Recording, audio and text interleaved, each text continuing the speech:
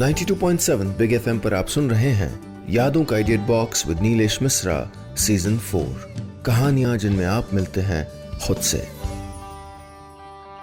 दोस्तों, मैं आपको सुना रहा हूं अपनी मंडली के सदस्य मृत्युंजय सिंह की लिखी कहानी पोस्टर गली। रिंकू अभी अभी अपने पिताजी से पिटा है। उसको हिचकी आ रही है लेकिन रोना नहीं आ रहा है। वो हिचकी लेते हुए आंगन के कोने में चुपचाप खड़ा है। पिताजी के जाने के बाद अम्मा रिंकू को समझा रही हैं। वो बार बार अम्मा का हाथ झटक देता है। वो चुपचाप सर झुकाए खड़ा है और अपने पैर के अंगूठे से जमीन की मिट्टी पे आड़ी तिरछी लकीरें खींच रहा है। उसकी दीदी वहीं पास ही खड़ी है और खामोश है। आज फिर रिंकू को स्कूल के रमेसर गुरुजी ने स्कूल से भगा दिया है। पूरे स्कूल में 2 ही गुरुजी हैं, एक रमेसर गुरुजी और दूसरे छदामी गुरुजी। रमेसर गुरुजी पहले गणित पढ़ाते हैं, फिर हिंदी और आधी छुट्टी के बाद इतिहास। सालों से स्कूल में पढ़ाई का यही इतिहास रहा है। छदामी गुरुजी सबको अंग्रेजी पढ़ाते हैं। आज रिंकू ने रमेसर गुरुजी के झोले में ढेर सारी लाल चींटियां डाल दी थी और एक दिन एक मरा हुआ बिच्छू। रमेसर गुरुजी का ये वही झोला है जिसमें वो गणित की कुंजी रखते हैं और इसी कुंजी के सहारे गणित के टेढ़े से टेढ़े सवाल को भी सीधा कर देते हैं। भारत निर्माण की जिम्मेदारी गुरुजी के कंधे पे है। ये बात रिंकू समझता नहीं, लेकिन रमेसर गुरुजी ये जिम्मेदारी बखूबी समझते हैं। इसलिए वो कुंजी से पढ़ाते हैं ताकि भारत निर्माण तेजी से हो सके। रिंकू का मानना है जो सवाल हमें नहीं आता वो गुरुजी को भी नहीं आता है, तो फिर वो हमको पीटते क्यों हैं? बात में दम है लेकिन विरोध की संख्या कम है। इसलिए रिंकू को स्कूल से पीट के भगा दिया गया। तो रमेसर गुरुजी कहते हैं, अब वहीं 8वीं भी पास ना भाई कि लोकनायक की बोली बोलने लगे हैं। रिंकू की एक और आदत है जिससे रमेसर गुरुजी को बड़ी कोफ्त होती है। रिंकू को प्यास खूब लगती है। स्कूल के बाकी बच्चों को भी प्यास लगती है, लेकिन रिंकू को सबसे ज्यादा प्यास लगती है और वो जितनी बार पानी पीने जाता है उससे दुगनी बार बाथरूम। इसलिए गुरुजी का शासन और कक्षा का अनुशासन दोनों खराब होता है। उसके पिटने की दूसरी वजह ये है। रिंकू के पिताजी ने तय कर लिया है कि रिंकू आगे की पढ़ाई अब मामा के यहाँ रह के करेगा। रिंकू ये सोच के बहुत खुश है। अब उसे गांव में नहीं रहना पड़ेगा और रमेसर गुरुजी अब उसको पीट नहीं पाएंगे। उधर रमेसर गुरुजी भी खुश है। अब वो इत्मीनान से कुंजी से पढ़ा सकते हैं और भारत निर्माण में अपनी तरफ से ज्यादा योगदान दे सकते हैं। लेकिन उसके साथ पढ़ने वाले लड़के उदास हैं क्योंकि उनके पास गांव से जाने का कोई बहाना नहीं है। रमेसर गुरुजी से पिटने पे भी उनको गांव में ही रहना पड़ेगा। वो गांव में रह के गांव के होके रह जाएंगे और फिर कभी गांव के बाहर का रास्ता उनकी पकड़ में नहीं आएगा। रिंकू के साथ पढ़ने वाली एक लड़की थी, वो भी उदास है। एक बार रिंकू ने उस लड़की से कहा था, मुझे तेरे गाल का तिल बहुत अच्छा लगता है। और रिंकू आधी छुट्टी में अपने गाल पे पेन से वैसा ही तिल बना के घूमता था। वो इसलिए उदास है क्योंकि अब उसके गाल पे बने बड़े से तिल की कोई तारीफ नहीं करेगा। 92.7 बिग एफएम पर आप सुन रहे हैं यादों का idiot box with Nilesh Mishra season 4। कहानियां जिनमें आप मिलते हैं खुद से। दोस्तों, मैं आपको सुना रहा हूं अपनी मंडली के सदस्य मृत्युंजय सिंह की लिखी कहानी पोस्टर गली। इस कहानी में अब तक आपने सुना, रिंकू को आज फिर मास्टर जी ने बदमाशी के लिए स्कूल से भगा दिया है। इसके कारण उसकी पिटाई भी हुई है और उसके पिताजी ने तय कर लिया कि अब रिंकू अपने मामा के घर जाके पढ़ेगा। अब आगे आज अम्मा फिर से रिंकू को समझा रही हैं। बेटा, मामा के घर यहाँ की तरह बदमाशी मत करना, किसी से उलझना मत, खूब मन लगा के पढ़ना। पढ़ लेगा तो आदमी हो जाएगा, नहीं तो। ये कहते कहते अम्मा रोने लगती हैं। रिंकू को अम्मा का रोना अच्छा नहीं लगता। उसको समझ नहीं आता कि वो मामा के घर जा रहा है, अम्मा इसलिए रो रही हैं या उसकी पढ़ाई को लेके। उसकी दीदी भी कोने में खड़ी धीरे धीरे रो रही है। पिताजी घर के बाहर रिंकू का इंतजार कर रहे हैं। पिताजी से उसको सिर्फ हिदायतें मिलती हैं। रिंकू के खुश होने की और भी वजह है। मामा के यहाँ उसको पूरी आज़ादी मिलेगी। वहाँ कोई रोकने टोकने वाला नहीं होगा। मामा के घर से पूरा गांव दिखाई देता है। गांव की नहर, नहर के किनारे लगे आम के पेड़, वहाँ बिजली है। रिंकू के गांव में बिजली नहीं है, मामा के यहाँ टीवी है, रिंकू के यहाँ ऐसा कुछ भी नहीं है। रिंकू इस बात से भी खुश है कि वो नानी के पास रहेगा। नानी कभी रिंकू पे गुस्सा नहीं करती हैं, उसको नानी से हमेशा कुछ अच्छा खाने को मिलता है। रिंकू को याद है पहले कभी जब वो मामा के घर जाता था तो लौटते समय नानी हमेशा उसको कुछ रुपए दिया करती थी। वो रुपए जिन पे केवल रिंकू का हक होता था, जिनको वो अपनी मर्जी से कहीं भी खर्च कर सकता था। उन रुपयों का उससे कोई हिसाब नहीं मांगता था। अपने घर में उससे चवन्नी का भी हिसाब मांगा जाता है। रिंकू कभी शहर नहीं गया है, अभी तक वो दूसरों की आंखों से ही शहर देखता आया है। मामा का गांव शहर से जुड़े कस्बे के पास है। गांव में उसको अकेले कभी गांव से बाहर नहीं जाने दिया जाता था। यहाँ वो बिना रोक टोक अकेले स्कूल जा सकेगा। रिंकू का जिस स्कूल में नाम लिखाया गया है, उस स्कूल का रास्ता कस्बे के बीच से होकर गुजरता है, जहां से वो रोज साइकिल ले जाया करेगा, जैसे उसके मामा का लड़का राकेश जाता है। अभी उसके पास साइकिल नहीं है, लेकिन पिताजी ने कहा है कि उसको साइकिल लेके देंगे। जब तक रिंकू को साइकिल नहीं मिल जाती तब तक वो पैदल ही स्कूल जाएगा। गांव में भी वो पैदल ही स्कूल जाता था। रिंकू जिस रास्ते से स्कूल आता जाता है, उस रास्ते में एक सिनेमा घर है। उस सिनेमा घर के पोस्टर रिंकू को आते जाते सड़क के किनारे की दीवारों पे या पान की गुमटियों के साइड में कतार से चिपके हुए दिखाई देते हैं। उसे इन फिल्मों के पोस्टर देखना बहुत अच्छा लगता है और वो स्कूल से आते जाते इन पोस्टरों को देखा करता है। जब सिनेमा घर में कोई नई फिल्म लगती है तो उसका पोस्टर एक रिक्शे पे लगा दिया जाता है। कोई आदमी माइक से पूरे कस्बे में उस फिल्म के गाने और उसके हीरो के बारे में बताते हुए घूमता है। रिंकू देर तक उस रिक्शे को देखता रहता है और कभी कभी वो उस रिक्शे के पीछे पीछे चला जाता है।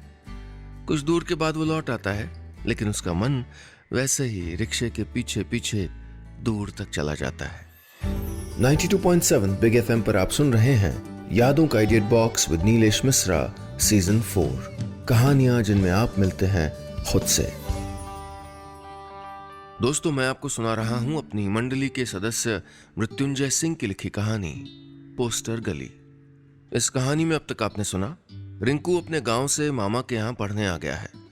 यहाँ स्कूल आते जाते समय वो दीवारों पे लगे सिनेमा के पोस्टरों को घंटों देखा करता है और उन फिल्मों के बारे में सोचा करता है। अब आगे। ऐसे ही एक बार रिंकू जब मामा के यहाँ आया था तो उसको मामा सिनेमा घर फिल्म दिखाने ले गए थे। फिल्म जादू वाली थी, जिसमें अमिताभ बच्चन था। रिंकू अमिताभ बच्चन को इसी नाम से जानता है। जब रिंकू फिल्म देख के आया तो वो भी जादूगर बनना चाहता था और रोज रात को उसे अमिताभ बच्चन की फिल्म वाले जादू के सपने आते थे। उसे लगने लगा था कि वो भी अमिताभ बच्चन की तरह जादू कर सकता है। उस दिन रिंकू घर के बाहर बैठा सोच रहा था, जब उसे पूरी तरह जादू आ जाएगा तो वो जादू से ही स्कूल आया जाया करेगा, साइकिल को जादू से चलाएगा और जब चढ़ाई आएगी ना तो अपने जादू से चढ़ाई पार कर लिया करेगा। रिंकू ये सब अपने मन में सोच ही रहा था, तभी उसके नाना ने कहा, खीरे के खेत में गाय घुसाइए, जाके उसे भगा दो। रिंकू गाय को भगाने गया और सोचा वो गाय को अपने जादू से भगा देगा। वो अपना जादू आजमाने लगा। उधर गाय पूरा खेत चर गई। एक दिन वो पेड़ पे से ये सोच के कूद गया था कि उसको जादू आने लगा है और अब उसको कुछ नहीं हो सकता। लेकिन उस दिन रिंकू से जादू नहीं हो पाया और जब वो पेड़ से नीचे कूदा तो उसका बायां हाथ टूट गया था। ये देख के उसके मामा उसको उसके घर पहुंचा आए थे। तब से रिंकू ने सिनेमा घर में कोई फिल्म नहीं देखी है। सिनेमा घर के टिकटों के दाम अलग अलग तरह के हैं, लेकिन रिंकू के पास इकट्ठे कभी इतने रुपए नहीं हो पाते कि वो किसी तरह का टिकट खरीद के सिनेमा घर में फिल्म देख सके। उसके मामा अब भी फिल्म देखने जाते हैं। उसके मामा का लड़का राकेश भी फिल्म देखने जाता है, कभी कभी अपने दोस्तों के साथ और कभी अकेले भी। रिंकू सिर्फ स्कूल से आते जाते फिल्मों के पोस्टर देखता है। वो एक ही फिल्म के अलग अलग पोस्टर और उन पोस्टरों के आधार पे अपनी तरफ से फिल्म की कहानी गढ़ लेता है। अगर पोस्टर पे हीरो गुस्से में दिख रहा है तो मारधाड़ वाली कहानी बनती है, नहीं तो बिना मारधाड़ वाली। इस तरह उसके पास हर फिल्म की अपनी ही एक कहानी होती है, जिसके बारे में सिर्फ उसी को पता होता है। रिंकू को फिल्मों के पोस्टर पे छपी हीरोइनों को भी देखना बहुत अच्छा लगता है। उसे सब हीरोइन एक जैसी लगती हैं, सुंदर सुंदर और ढेर सारा सुंदर। उन्हें देख के रिंकू को लगता है कि ये सब परियां हैं, इसीलिए इतनी अच्छी हैं और सब कहीं दूर देश में रहती हैं। इस तरह कभी कभी स्कूल से आते जाते हुए रिंकू किसी दीवार पे लगे पोस्टर की हीरोइन के गाल को चूम लेता है और अपना गाल भी उसके गाल से छुआ लेता है। इस तरह रिंकू को लगता है कि पोस्टर पे छपी हीरोइन ने भी उसको चूम लिया है। लेकिन उसको ये मौका कभी कभी ही मिल पाता है, क्योंकि लोग हीरोइनों के पोस्टर लगते ही फाड़ देते हैं, नहीं तो कोई औरत उस पोस्टर लगी दीवार पे उपले थोप देती है। ऐसे ही एक दिन रिंकू पोस्टर पे थोपे हुए उपले हटा रहा था कि जिस औरत ने उपले थोपे थे उसने रिंकू को देख लिया। 92.7 बिग एफएम पर आप सुन रहे हैं यादों का idiot box with Nilesh Mishra season 4, कहानियां जिनमें आप मिलते हैं खुद से। दोस्तों, मैं आपको सुना रहा हूं अपनी मंडली के सदस्य मृत्युंजय सिंह की लिखी कहानी पोस्टर गली। इस कहानी में अब तक आपने सुना, रिंकू स्कूल आते जाते समय दीवारों पे लगे सिनेमा के पोस्टरों को घंटों देखा करता है। ऐसे ही एक जादू वाली फिल्म देखने के बाद रिंकू को भी लगने लगा था कि वो जादू कर सकता है। अब आगे। उस दिन के बाद से रिंकू ने कुछ दिनों के लिए स्कूल जाने का रास्ता बदल लिया है। अब वो बिना पोस्टर देखे दूसरे रास्ते से स्कूल आता जाता है। एक दिन क्लास में रिंकू का किसी साथ के लड़के से झगड़ा हो गया। जब गुरुजी को पता चला तो वो दोनों के कान खींच के झगड़े की वजह पूछने लगे। बहुत पूछने पे भी उस लड़के ने कोई जवाब नहीं दिया। जब गुरुजी ने रिंकू से पूछा तो रिंकू बोला, गुरुजी इसने मेरे बाल बिगाड़ दिए। गुरुजी को पहले कुछ समझ में नहीं आया कि आखिर ये कौन सी झगड़े की वजह हुई। वो रिंकू का कान खींचते हुए बोले, अरे घोंचू, तुम अपने बाल संवारने का स्टाइल कौन बिलायत से लाए हो कि फिर से तुम्हारे बाल नहीं संवरेंगे? घोंचू कहीं के, लड़ाई भी तो काहे के लिए? गुरुजी हमारे बाल बिगाड़ दी, गुरुजी हमारे बाल बिगाड़ दी। अरे बाल ना भाई बवाल हो गया है, नहीं तो क्या। रिंकू अब भी कनखियों से उस लड़के को देखते हुए घूर रहा है। आखिर गुरुजी को रिंकू कैसे समझाता कि इस तरह से बाल संवारने का तरीका कितना मुश्किल है। उसने ये तरीका अमिताभ बच्चन के फोटो से देख के सीखा था। उसके पास अमिताभ बच्चन की एक फोटो थी, उसको देख के रोज बड़ी मेहनत से वो बाल जमाता था और अब वो फोटो रिंकू के पास से लेके उस लड़के ने फाड़ दिया है। आज के बाद वो कभी अमिताभ बच्चन जैसे बाल नहीं संवार पाएगा। रिंकू के क्लास में एक लड़की है जो रिंकू को अच्छी लगती है। उसके गाल पे गांव वाली लड़की की तरह कोई तिल नहीं है, फिर भी ये लड़की रिंकू को बहुत अच्छी लगती है। वो स्कूल में और स्कूल से आते जाते वक्त इस लड़की को देखता है लेकिन कुछ कह नहीं पाता। आखिर में एक दिन रिंकू ने उस लड़की को अपने दिल की बात बता दी। लड़की कुछ बोली नहीं और चली गई। कुछ दिन बाद उसने फिर से उस लड़की को अपने दिल की बात बताई। इस बार लड़की ने रिंकू को खूब सुनाया और स्कूल में गुरुजी ने, और फिर अगर वो बाज ना आया तो उसके घर पे बताने की धमकी देके चली गई। कुछ दिनों में रिंकू के सर से प्यार का भूत उतर गया और उसने प्यार के नाम से तौबा कर ली। लेकिन ये बात उसके क्लास के एक लड़के को मालूम चल गई और वो लड़का रिंकू के मजे लेने के लिए उस लड़की के पास रिंकू के नाम से चिट्ठियां पहुंचाने लगा। एक दिन लड़की ने उसकी मामी को सब बता दिया। जब चिट्ठी की बात मामा को पता चली तो वो रिंकू को बुला के पूछने लगे, तुम्हें चिट्ठी लिखना बहुत पसंद है? रिंकू को कुछ समझ नहीं आया, मामा ऐसा क्यों पूछ रहे? वो घबराते हुए बोला, नहीं मुझे चिट्ठी लिखना पसंद नहीं है, मुझे चिट्ठी लिखना आता भी नहीं है। उस समय रिंकू को कुछ समझ में नहीं आया, आखिर मामा ने उससे चिट्ठी के बारे में क्यों पूछा। वो अपने मन में ये सोचते हुए चला गया। वो अपने कमरे में जाके भी यही बात सोचता रहा, लेकिन फिर भी कुछ समझ में नहीं आया। ये बात तब उसको समझ में आई जब एक दिन उस लड़की और उसकी माँ के सामने उसकी मामी ने उन चिट्ठियों के साथ उसको पेश किया। 92.7 बिग एफएम पर आप सुन रहे हैं यादों का idiot box with Nilesh Mishra season 4, कहानियां जिनमें आप मिलते हैं खुद से। दोस्तों, मैं आपको सुना रहा हूं अपनी मंडली के सदस्य मृत्युंजय सिंह की लिखी कहानी पोस्टर गली। इस कहानी में अब तक आपने सुना, रिंकू को सिनेमा के पोस्टरों से लगाव हो जाता है। फिर एक दिन वो अपने साथ पढ़ने वाली लड़की को अपने दिल की बात बताता है, जिस पे वो लड़की गुस्सा हो जाती है। रिंकू का एक दोस्त रिंकू के नाम से एक लड़की को खूब सारी चिट्ठियां लिखता है जो पकड़ी जाती हैं। अब आगे। रिंकू ने देखा कि उसके सामने ढेर सारी चिट्ठियां पड़ी हैं। अब जाके उसे इन चिट्ठियों वाली बात का मतलब समझ में आया।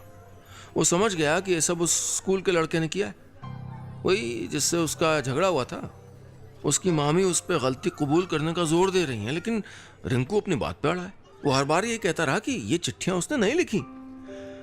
आखिरकार मामी के पास और कोई जवाब नहीं बचा।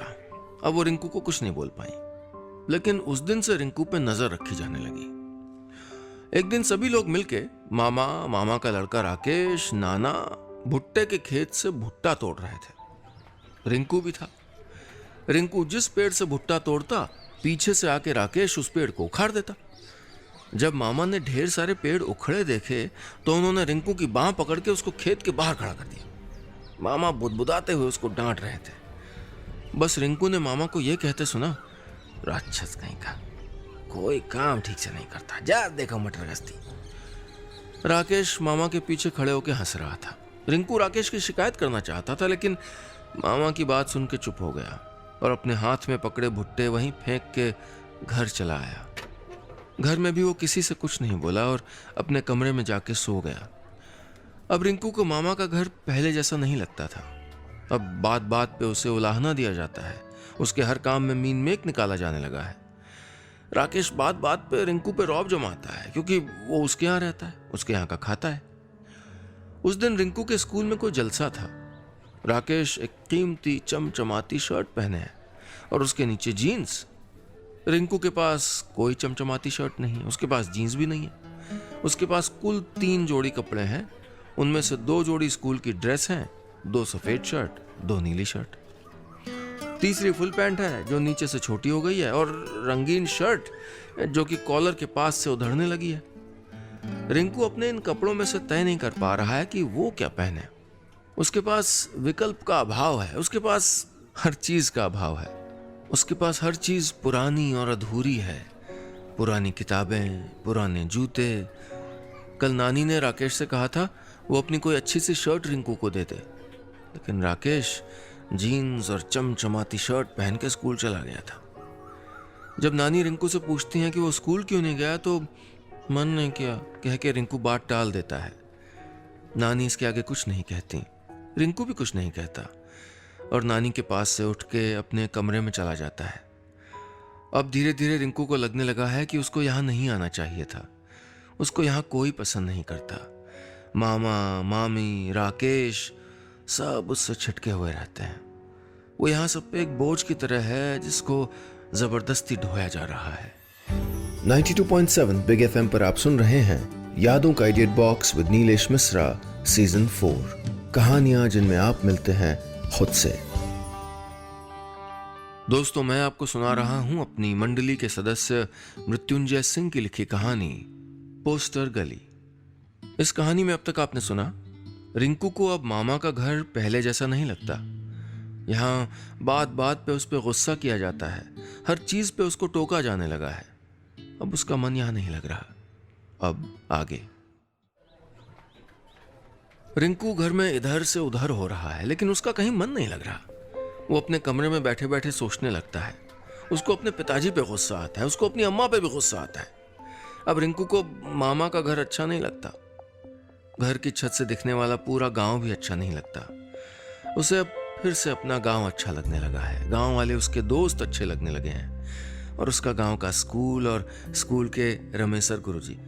लेकिन यहाँ से जाने का रिंकू के पास कोई रास्ता नहीं है। उसको अपनी अम्मा की बात याद आती है, खूब मन लगा के पढ़ना, पढ़ लेगा तो आदमी हो जाएगा, नहीं तो। यहाँ आने से पहले उसकी अम्मा ने उसको बहुत समझा के भेजा था। पिताजी ने भी खूब समझाया था। रिंकू बैठे बैठे सोचने लगा। वो सोचते सोचते फिल्मों में जा पहुंचा। उसको लगा जैसे फिल्मों में हीरो एकदम गरीब से अमीर हो जाता है ना। अगर मैं भी अमीर हो जाऊं तो सब कुछ बदल जाएगा। फिर उसको मामा क्या नहीं रहना पड़ेगा, मामी की बातें नहीं सुननी पड़ेंगी, राकेश उस पर कभी धौंस नहीं जमा पाएगा। इसके बाद वो अपनी योजनाओं के बारे में विस्तार से सोचने लगा। जब वो अमीर हो जाएगा तो क्या क्या करेगा। वो सबसे पहले अपने गांव में अपना एक घर बनवाएगा, पिताजी के लिए भी एक घर बनवाएगा, मामा के गांव में भी अपना एक घर है। नहीं नहीं नहीं, वो मामा के गांव में घर नहीं बनवाएगा, वो शहर में घर बनवाएगा, वो जिसकी छत से पूरा शहर दिखाई देता हो। फिर उसने अपनी किताबों के बारे में सोचा, अपने कपड़ों के बारे में जिनमें ढेर सारी जीन्स होंगी। वो शहर में अपना एक सिनेमा घर भी बनवाएगा जिसमें सिर्फ अमिताभ बच्चन की फिल्में लगेंगी, वो जिनको वो और उसके दोस्त मिल के देखेंगे, और उनके पोस्टर पूरे शहर की दीवारों पे लगेंगे। यही सब सोचते सोचते रिंकू को कब नींद आ गई उसे पता भी नहीं चला। एक दिन टीवी पे कोई फिल्म देखते देखते रिंकू एकदम से रोने लगा। उस फिल्म में हीरो की माँ बीमार थी और वो अपने बेटे को समझा रही थी। ये देख के उसको अपनी अम्मा की याद आने लगी। रिंकू अपनी नानी से जाके बोला वो भी अपनी अम्मा के पास जाएगा। नानी ने बहुत पूछा, समझाया, क्या हुआ, लेकिन वो कुछ नहीं बोला, बस कहता रहा उसे अपनी अम्मा के पास जाना है। मामा कल पिताजी को बुलाने की बात कह के चले गए, लेकिन रिंकू की कुछ समझ में नहीं आया कि वो क्या करे। वो जल्दी से जल्दी अपने घर, अपनी अम्मा के पास, अपनी दीदी के पास पहुंचना चाह रहा था। बहुत सोचने के बाद आखिर में रिंकू अपना सारा सामान समेटने लगा। एक एक करके उसने अपना सारा सामान बांधा। उसकी नानी उसको ये सब करते हुए खामोश खड़ी देख रही थी, लेकिन कुछ नहीं बोली। अपना सामान लेके वो खुद ही अपने मामा के घर से निकल गया। उसकी आंखों में उसकी उम्र से भी बड़े और भारी सपने हैं। रिंकू अपने गांव की दिशा में तेज तेज कदमों से चला जा रहा है। उसकी नानी उसको जाते हुए चुपचाप देखती रही। बस इतनी सी थी ये कहानी। दोस्तों कहीं जाइएगा नहीं, क्योंकि थोड़ी देर में वापस आता हूं लेके आपका पुराना पसंदीदा ऑडियो पोस्टकार्ड। सुनते रहिए यादों का idea box with Nilesh Mishra season 4, कहानियां जिनमें आप मिलते हैं खुद से, सिर्फ 92.7 बिग एफएम पर।